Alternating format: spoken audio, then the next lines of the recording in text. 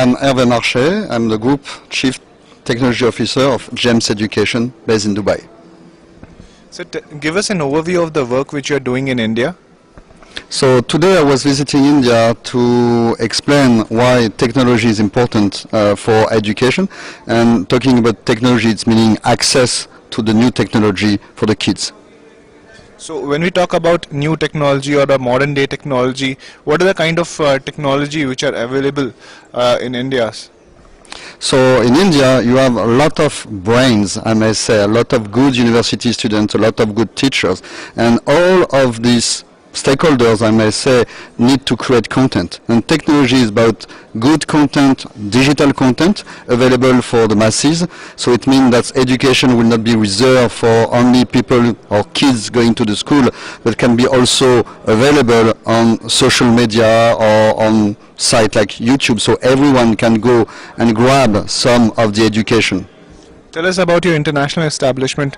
Where have you started, and how many schools and colleges or educational institute you have across the border? So GEMS Education was founded in the UAE, and I may say that the beginning of the adventure 50 years ago was in the UAE. However, the mission of GEMS now is to bring education worldwide, and we have locations in the USA, in the UK, in Switzerland. We have, of course, starting to work a lot in India. We have also in China, in Malaysia, in Africa, in Nigeria, Uganda, Kenya. I may continue for a long time. We have more than 40 locations on around 200 schools, and we cover around 150,000 students today.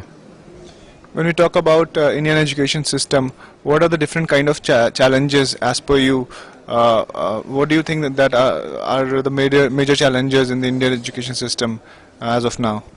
So, like for all topics about education, I'm always careful, not being a national, to comment on Indian education. What I may say, it's what is common worldwide in terms of education. Making sure that every kid has the right to have good education, making sure that teachers are trained and that they understand the value of bringing technology within the learning, because sometimes they are a little bit afraid of this learning. And then, of course, keep the traditional versus the modern. So it's always a matter of keeping the culture, making sure that the culture of a country is recognized, but making sure also that we are living in a world that is totally open now, and making sure that we bring all of the worldwide value to our kids.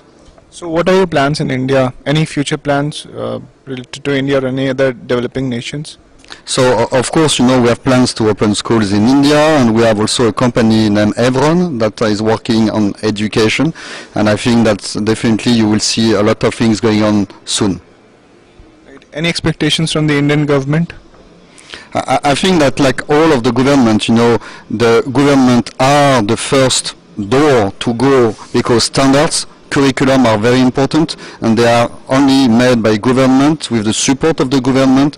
And definitely we met recently during our Global Education Skill Forum in Dubai the Minister of Education for the federal, and he totally understands the value of bringing, we were talking about competition during the panel. I don't think it's competition, it's complementary education, making sure that public and private go together for the best of the nation.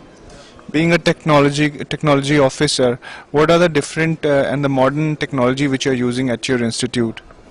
So, first of all, like I said during the panels, technology is technology for me, and most of the time for the kids it's not about technology, because it's their everyday tools.